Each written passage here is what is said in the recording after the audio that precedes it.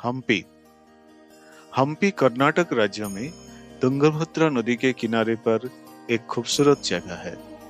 हम्पी एक ऐसी जगह है जहां भारतीय इतिहास ओपन एयर म्यूजियम के रूप में आपके सामने आएंगे। साल 1336 से 1565 तक, लगभग 700 साल पहले, ये शहर विजयनगर एम्पायर की राजधानी था। बाद में साल 1565 में डेक्कन सुल्तानेट की द्वारा बैटल ऑफ तालिकोटा में विजयनगर एम्पायर को लूटा गया और बहुत सारे मोन्यूमेंट डिस्ट्रॉय किया गया था। ये शहर का प्राचीन मंदिर और महल यूनेस्को वर्ल्ड हेरिटेज साइट में शामिल है। हम्पी का इतिहास काफी साल पुराना है, जिसकी वजह से यह पर आपको काफी सारे ऐतिहासिक जगह देखने को मिलेंगे। इस वीडियो में हम जानेंगे हम्पी के सबसे फेमस मोन्यूमेंट के बारे में, जैसे कि विरूपाक्ष मंदिर,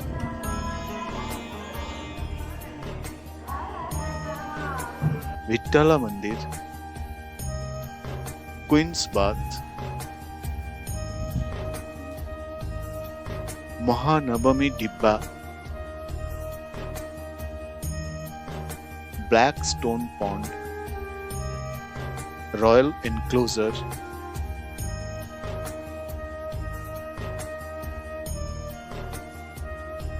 हाजरा रामचंद्र मंदिर, लोटस महल, एलिफेंट स्टेबल, ससीवेकलु गणेशा मंदिर, कृष्णा मंदिर, लक्ष्मी नरसिम्हा मंदिर और अंजनाद्रि हिल। हम्पी के लैंडस्केप रामायण से जुड़ती है। बंदर राज्य किष्किंधा का हम्पी के साथ चित्रित किया गया है।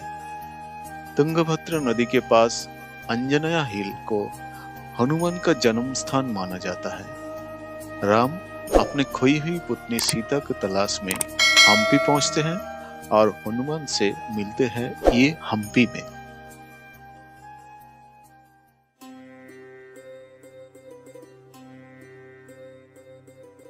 Hi everyone, welcome back to our second trip.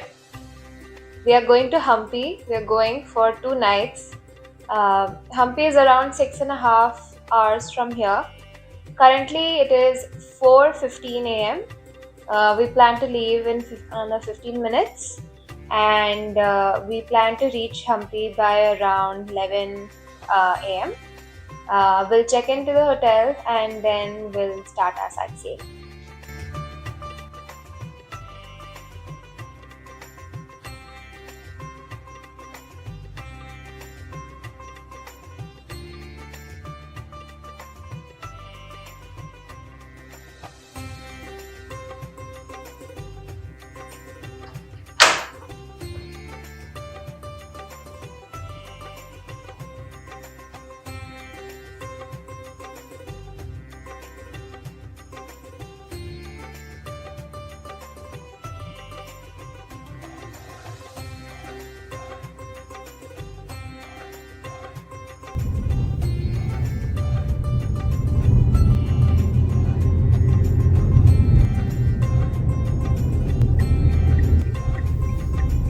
In 600 meters, turn left onto Mahatma Gandhi Road.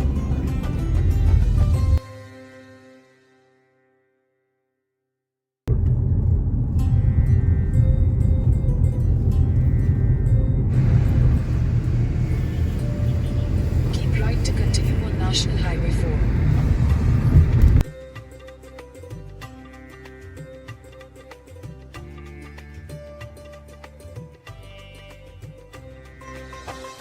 Hampi घूमने का सबसे अच्छा समय है अक्टूबर से मार्च तक। यहाँ कई होटल, रिसोर्ट और होम स्टे अवेलेबल है। आप किसी भी बुकिंग ऐप का यूज करके अपना स्टे बुक कर सकते हैं। हम्पी को पूरी तरह से देखने के लिए कम से कम 2 से 3 दिन रुकने का जरूरत है।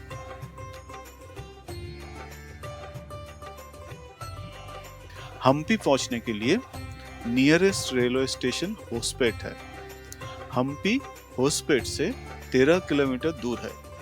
होस्पेट से हम्पी जाने के लिए आप ऑटो रिक्शा या बस ले सकते हैं।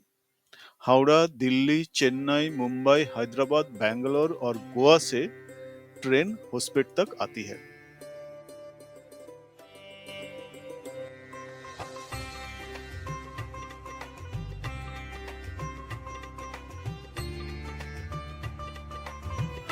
नियरेस्ट एयरपोर्ट हुबली, बैंगलोर, हैदराबाद और गोवा में है। यदि आप गोवा या हैदराबाद या बैंगलोर आ रहे हैं तो आप निश्चित रूप से हम्पी विजिट का प्लान बना सकते हैं।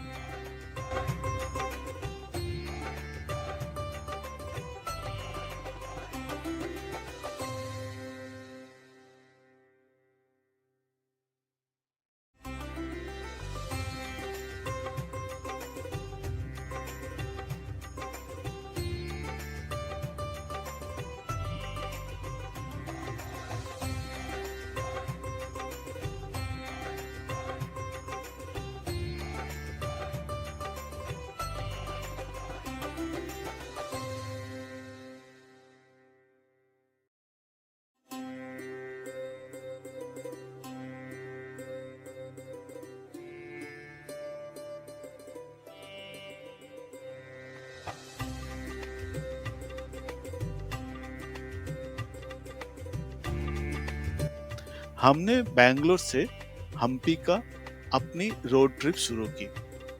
यदि आप अपनी कार ड्राइव करके हम्पी आ रहे हैं तो आप हम्पी घूमने के लिए उसी कार यूज कर सकते हैं।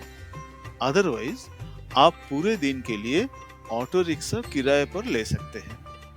ऑटो रिक्शा 1000 से 1500 रुपया पर डे चार्ज करते हैं।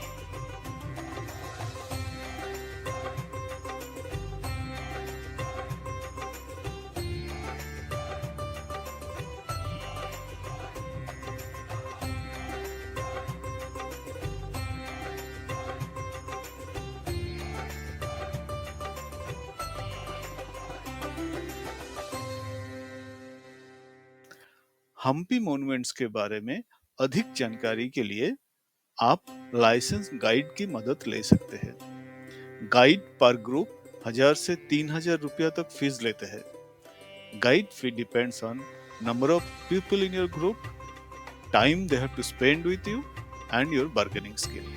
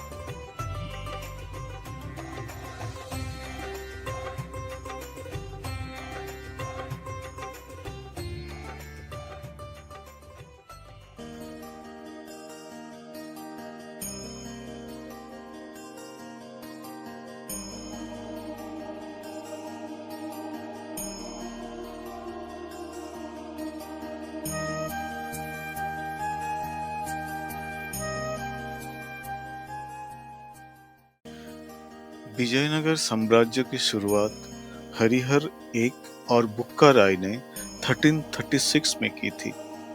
उसके बाद 4 राजवंशों ने 300 साल तक विजयनगर पर शासन किया। पहला राजवंश था संगम राजवंश।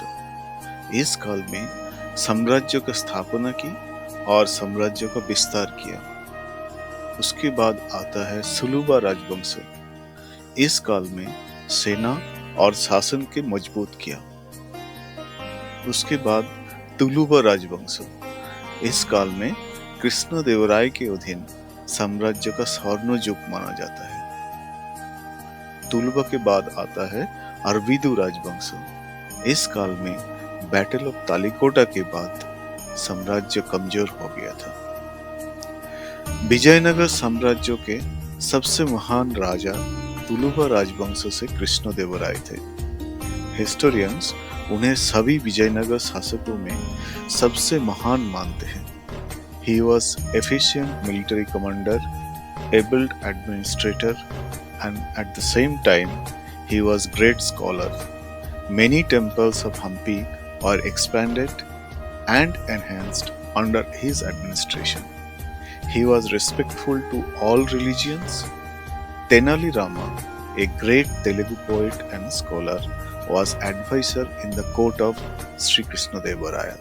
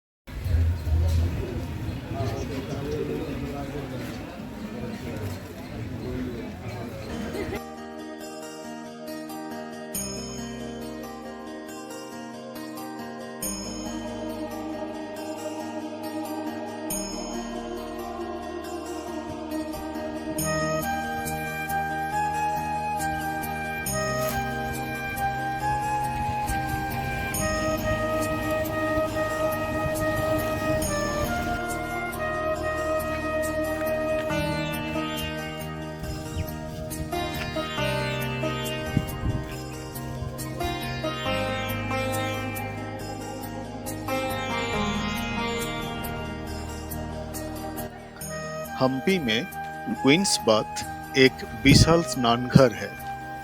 विजयनगर साम्राज्य के शासनकाल के दौरान निर्मित क्वींस बाथ अपने निर्माण के 500 से अधिक वर्षों बाद आज भी सबको प्रभावित करता है। माना जाता है कि क्वींस बाथ के निर्माण अच्युत राय ने किया था शाही परिवार की महिलाओं के लिए। अच्युत राय जो कृष्णदेवराय के बाद विजयनगर का राजा बने थे। कुछ हिस्टोरियन का ये मानना है कि इसका उपयोग राजा और उनके रानियों की निजी स्नान के लिए होता था।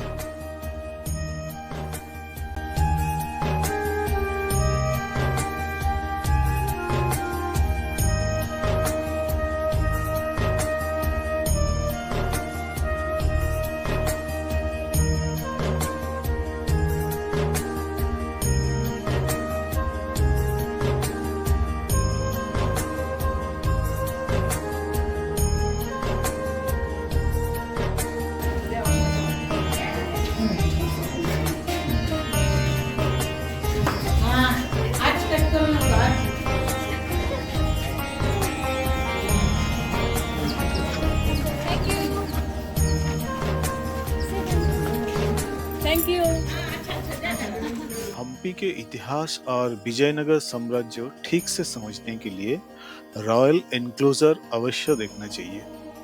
अगर हम मैप पर नजर डालें तो ये 59,000 स्क्वायर मीटर एरिया को रॉयल एनक्लोजर बोलते हैं। रॉयल एनक्लोजर के अंदर सभी रुइंड और डिस्ट्रॉयड स्ट्रक्चर मौजूद हैं। रॉयल एनक्लोजर को nucleus of the Vijayanagara empire माना जाता है। विजयनगर राजाओं का पैलेस ये रॉयल एनक्लोजर के अंदर था। साथ ही ये स्थान साम्राज्य का एडमिनिस्ट्रेटिव और कल्चरल हार्ट था। यहीं पर ग्रैंड सेरेमनीज, डिप्लोमेटिक मीटिंग्स और कल्चरल इवेंट्स आयोजित होता था, जिसमें विद्वान और कलाकार व्यक्ति दूर दूर से आते थे। इसमें 45 से ज्यादा बिल्डिंग थे। रॉयल एनक्लोजर में ग्रेनाइट और सोपस्टोन का भरपूर इस्तेमाल किया गया। सभी बिल्डिंग ग्रेनाइट का फाउंडेशन पर बनाया गया था। लेकिन आज एक भी बिल्डिंग नहीं है। All are destroyed and ruined। इस वीडियो में आपको रॉयल एनक्लोजर के अंदर कुछ इम्प्रेसिव स्ट्रक्चर दिखाऊंगा।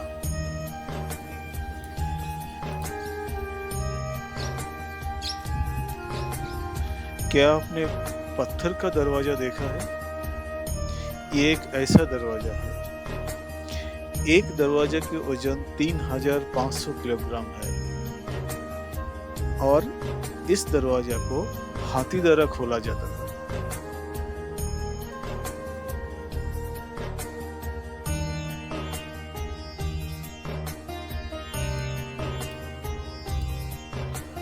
महानवमी डिब्बा, ये रॉयल फैमिली के लिए दशहरा उत्सव और कल्चरल प्रोग्राम देखने के लिए एक मंडप है। फाउंडेशन पत्थर से बना है।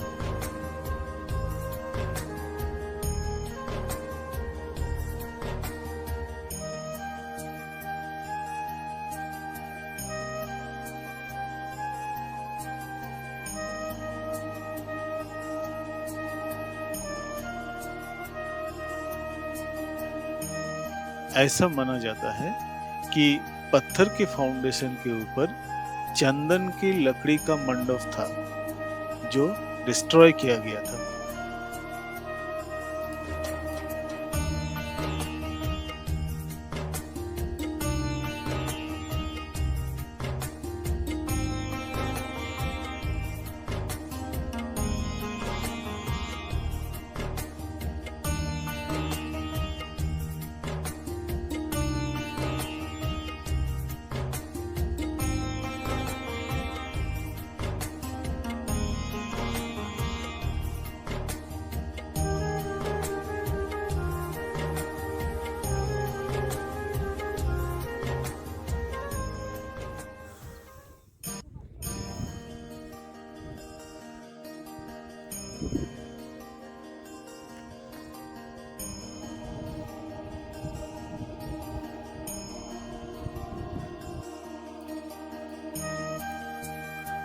Underground chamber. इस अंडरग्राउंड चेंबर के उपयोग कॉन्फिडेंशियल मैटर पर चर्चा करने के लिए बनाया गया। छत अब टूट चुकी है।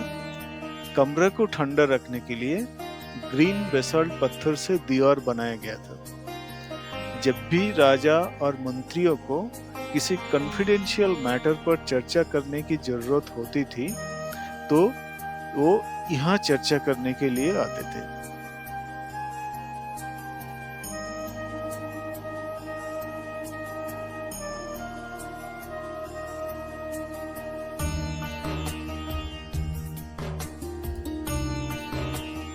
दरबार हॉल।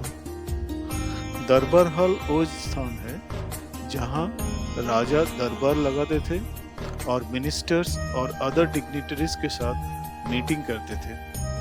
जनता की शिकायत सुनते थे ये दरबार हॉल में। यहाँ दरबार हॉल के ऊपरी हिस्सा मौजूद नहीं है, लेकिन ऐसा माना जाता है कि यहाँ 2 मंजिला वुडन बिल्डिंग थी।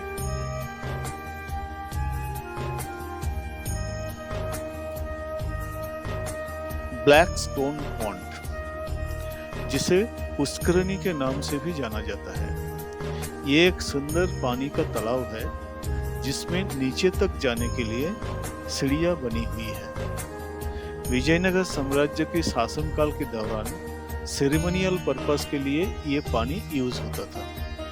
पत्थर के पाइपों से बना वाटर नेटवर्क का उपयोग नदी और झील से इस पुष्करणी में पानी इकट्ठा करने के लिए किया जाता था।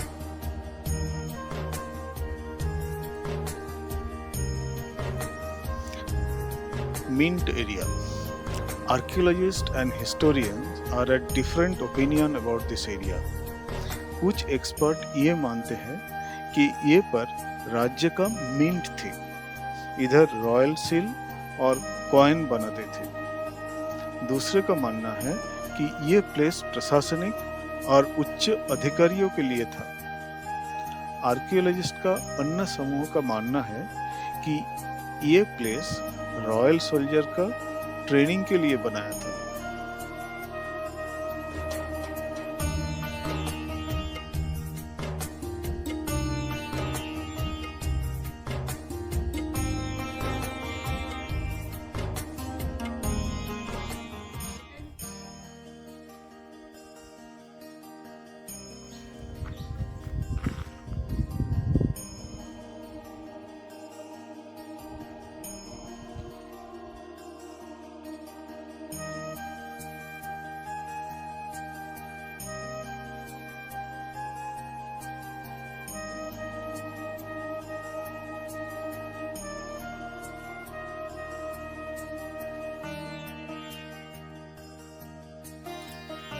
हजर रामा टेम्पल।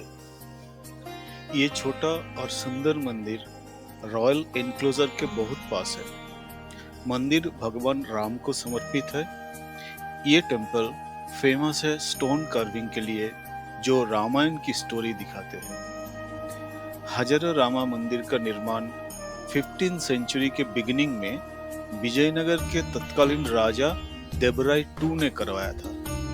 बाद में मंदिर का रिनोवेशन अन्य राजाओं द्वारा किया गया था।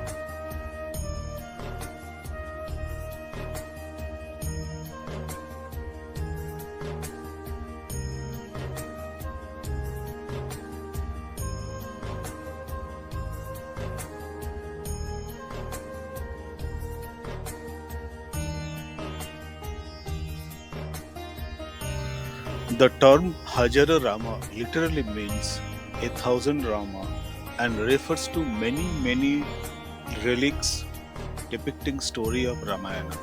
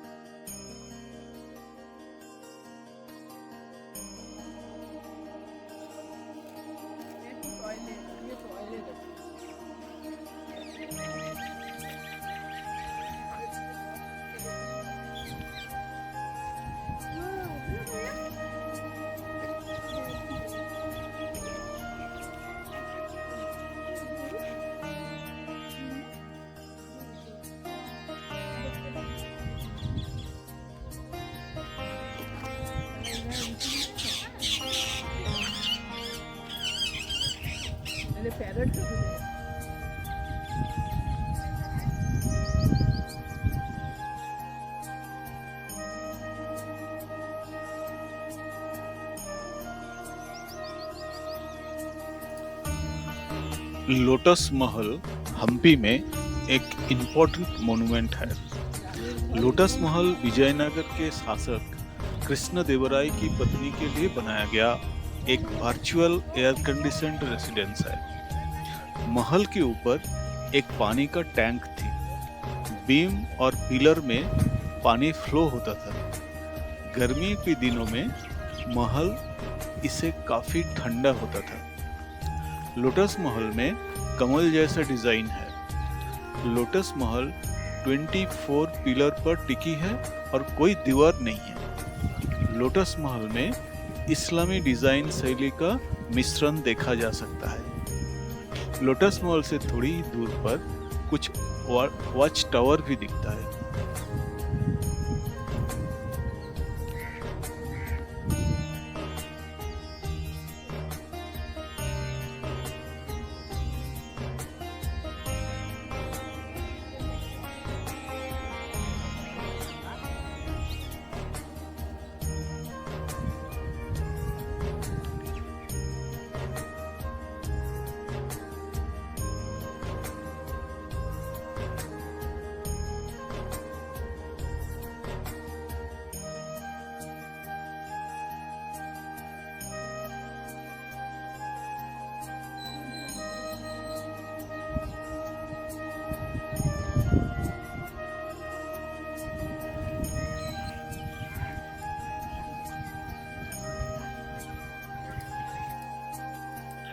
हम्पी में एलिफेंट स्टेबल विजयनगर साम्राज्य के शाही हाथियों का घर था। एलिफेंट स्टेबल जेनाना एनक्लोजर के बाहर में है।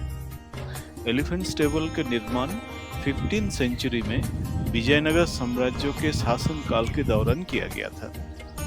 The elaborate structure indicates the importance attached to the royal elephants during those days.